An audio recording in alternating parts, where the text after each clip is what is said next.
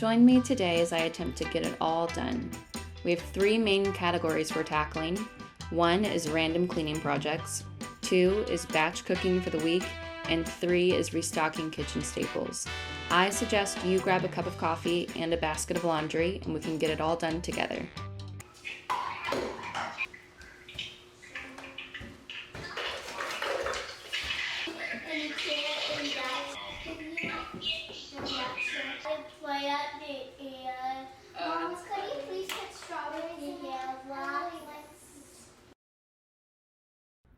So you're probably wondering where all of my children are.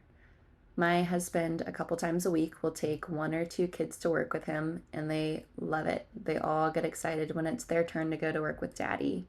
Today, it was my twins' turn to go, so at home I'll have Sadler, the little baby, and then I'll have Draper, my 2-year-old, and Florence, my oldest. Right now, I am making the ones at home a smoothie.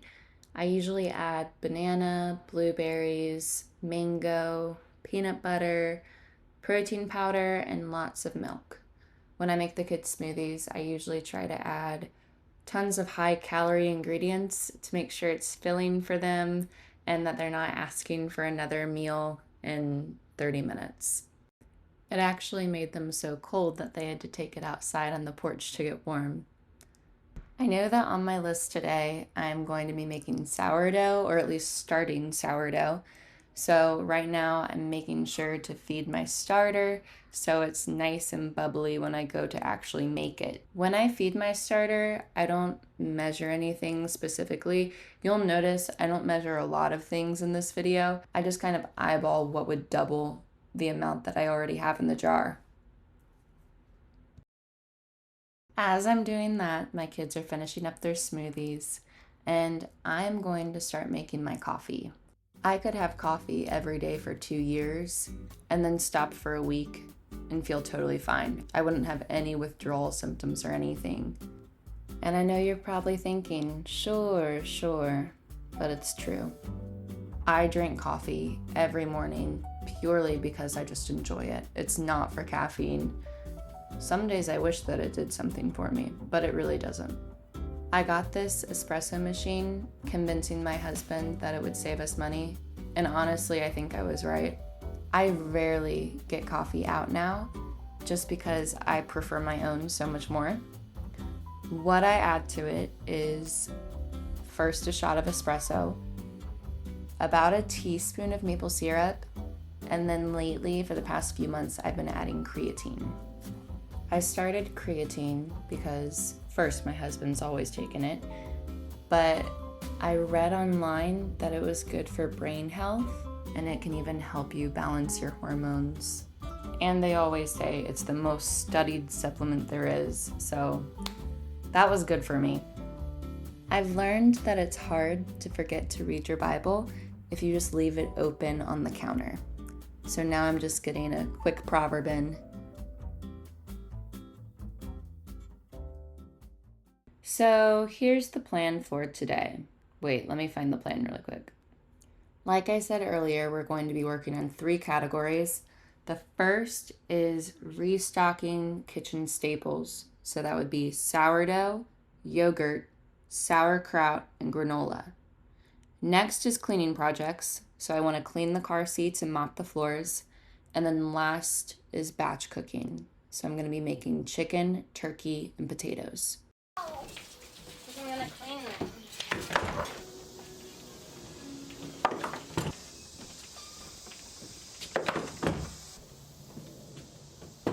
I'm curious to hear from you moms out there. What is your rule with food in the car? Last summer, we got a new van, and I firmly said, no food is coming in this van. Well, look at me now. It's funny because when I said that, I felt like all of my family members were laughing at me. But here's the thing, I'm reinstating that rule. There will be no food in this van from here on out, except for maybe like long road trips or something. Now I'm getting started on washing the car seats. I also just realized I put it on my mental note today, but not on my physical note, that I wanted to clean all 3 of the boys' beds that are in this room. So that's what I'm doing here. I also, while I was cleaning, found this sweet little drawing that my son did, and it had tape on it, so I just taped it on the wall for him. Lately, they've improved in their coloring so much, and they love to take their prized artwork and hang it on their walls, which is so cute. It's even cuter that I found it under his pillow. That is just so sweet.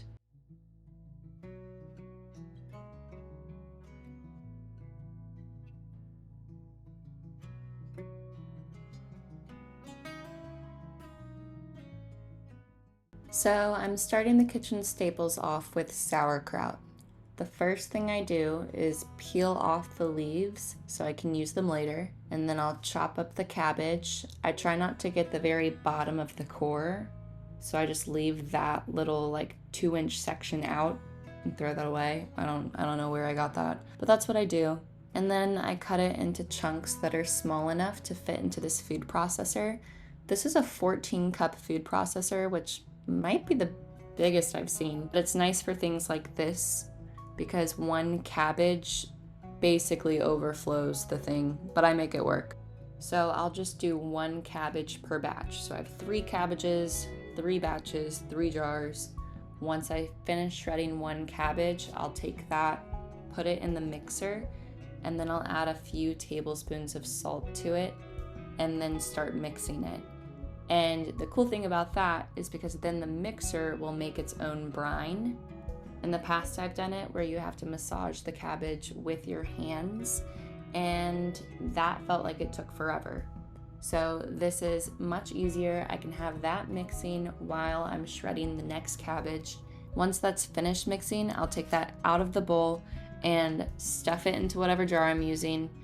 I think the jars I have are half gallon. I'll figure that out and I'll link it below. I'll also link below the food processor that I use. Then those leaves that we set aside from earlier come in handy. First, I push down all of the cabbage that's in the jar, and then I'll use those leaves to keep the shredded cabbage down so it doesn't float to the top. Because any of the cabbage that floats to the top and is exposed to air has potential to mold, so you just want to make sure that everything stays under that brine, and the cabbage leaves help with that. Then I'll use the glass weights that I have to help hold the cabbage leaves down and help the brine come to the top. And I don't know if this is cheating or breaking any rules, but I'll actually just add water to make sure that it's above the cabbage leaves and that nothing's exposed to air. And I like to do it to where it's maybe like a centimeter away from the rim, so then it's easy to pick out the pieces of cabbage that occasionally do rise to the top. So once you're done with all of that, you'll just leave it on your counter for ideally like 3 weeks. What I usually do is I'll leave all 3 on the counter. After a week, I'll take one of them and start using it, and I'll leave the other ones on the counter until we need them. Then once we're down to 1 jar, I'll start 3 new batches, just like I did today. And every day you want to be checking to see if there's any floaters on top. And if there are, remove them because once again, you don't want anything exposed to air. My friend recently told me that every day as she's picking her floaters out, she'll just eat them to taste how fermented it is. And I was like, what? That's crazy. But as I think about it, it's really not. It makes sense, and I'll probably start doing it.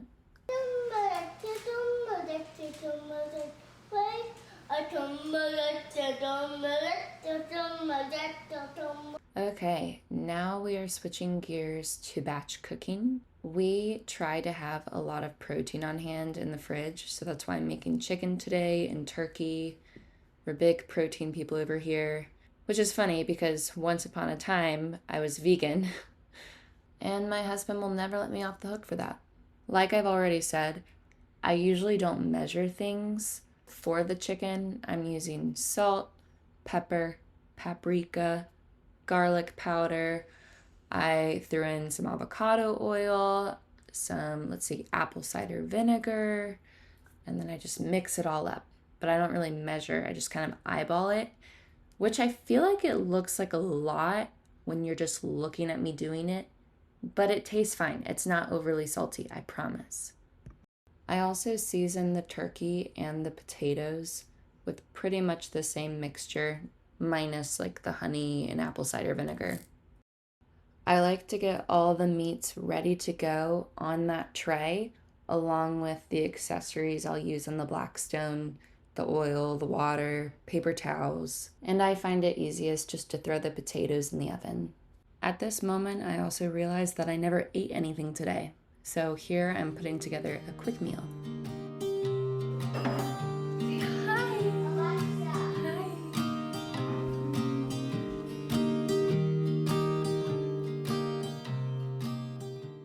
This is one of those sweet gifts from God that come with nursing. Even on days when I'm trying to get it all done, I'm forced to sit down and rest.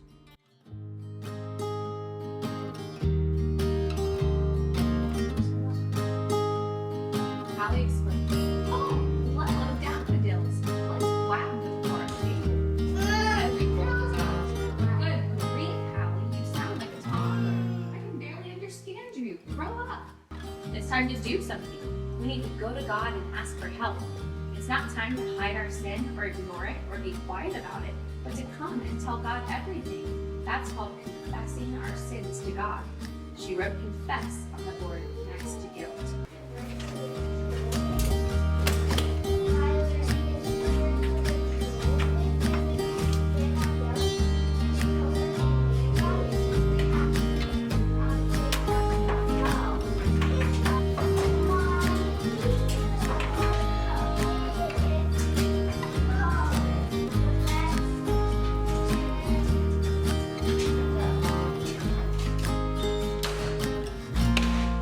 I'm pulling the potatoes out of the oven and then I'm gonna get started cooking all of the meat. This Blackstone was a birthday/Mother's Day present, and my parents joked with my husband that it was the smartest gift a husband could ever get his wife, because now I just spend all my time on it cooking for him. But to be real, I already spent a lot of my time cooking for him, and this just helps me do it more efficiently. So now I can cook tons of meat at one time, my kitchen isn't covered in grease, I'm using less dishes, and I think it's a win for both of us.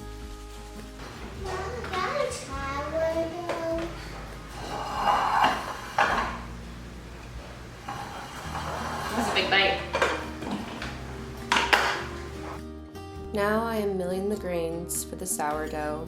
This is one of my favorite sourdough recipes. This year my goal was to only use fresh milled grains, and so far I've totally stuck to it. But one of the hard things is it was hard for me to find a sourdough bread recipe with 100% fresh milled grains and no sifting. My philosophy with fresh milled grains is if you're doing it for health, I don't want to be sifting out the healthy parts. So this recipe does not include any sifting. It's 100% fresh milled grains, and here's how I make it. So first I grind 950 grams of kamut. That's my favorite grain. And then I just mix all the ingredients in the bowl. So I add the water, the honey, the melted butter, salt, mix it up, and then I add in the flour. I'll mix that for about 5 to 10 minutes until it starts pulling away from the sides of the bowl. And unfortunately, the rest you don't see because of the nature of sourdough. The rest I wouldn't do until later that night and then the next day. But basically, you just let it sit on the counter until bedtime based on my schedule. Then right before bed, I divide it into 2 loaves, put it in the pans, and then cover it with plastic wrap and put it in the fridge. Then the next morning, I'll let it sit on the counter for 2 hours and then put it in the oven. I'll include the recipe in the description below in case you want to make it. The original recipe is a little different because it's just for 1 loaf, but I doubled it and then I also adjusted it for kamut. I feel like with kamut, I usually have to add a little bit more grain than with hard red wheat, which I think the recipe calls for.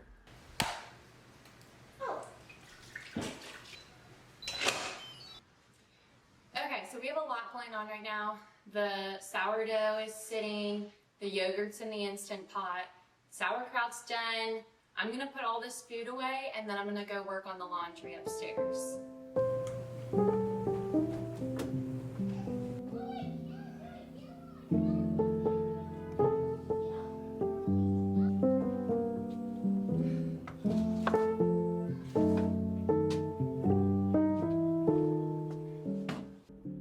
At this point of the day, I'm really starting to drag. I'm definitely feeling tired, but this is just when I start thinking about checking the list, how satisfying it will feel at the end of the day to know that I got all of these things done that I've been wanting to get done, and that's what's motivating me at this moment. I should also note, to give you a concept of time, it's only about 1 o'clock at this point. But if you have ever taken car seats out of the car and cleaned them, especially 4 car seats, then you understand probably why I'm so tired. I've reluctantly decided to start making the granola. This recipe is kind of just do what you want. Basically, you just want 8 cups of something. So here I did 7 cups of oats, about 1 cup of coconut flakes, but you could do 6 cups of oats and 2 cups of any types of nuts you want, or 4 cups of oats and 4 cups of any nuts or seeds. You can just do what you want. And then next you do 1 cup of basically any fat you want. I chose half a cup of peanut butter and then half a cup of avocado oil. The avocado oil will make your oats more crunchy and crispy, but the peanut butter has more nutritional value, so that's why I did half and half. Then I do a cup of maple syrup to sweeten it, and then I season it with salt and cinnamon.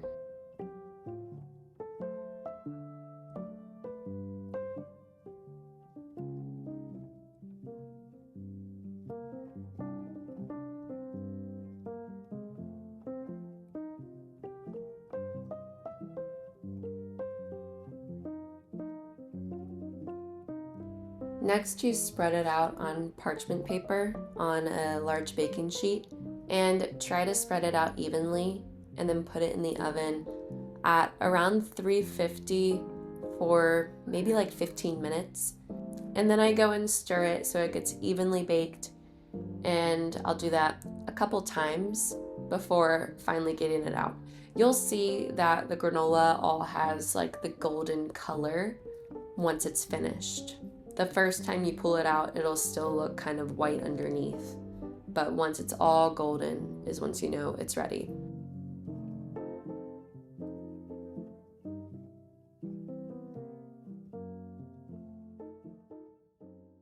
Mama, that burns on my finger.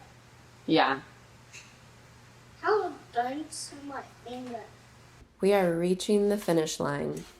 The last thing I'm doing is checking on the yogurt. So I didn't explain earlier, but I just poured a gallon of whole milk into the Instant Pot and then set it on the boil function.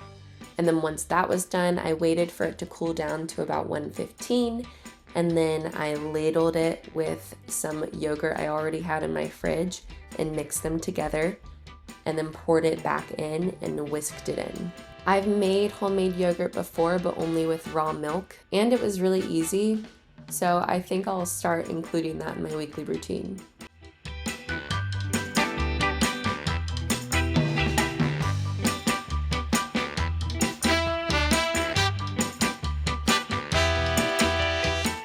Thank you for joining me as I attempted to get it all done. I ended up mopping the floors the next day because I was exhausted, and my brother-in-law was visiting, and that's always a special occasion. I hope you were able to be productive alongside me. If you like this sort of content, please like and subscribe, and I'll see you in my next video.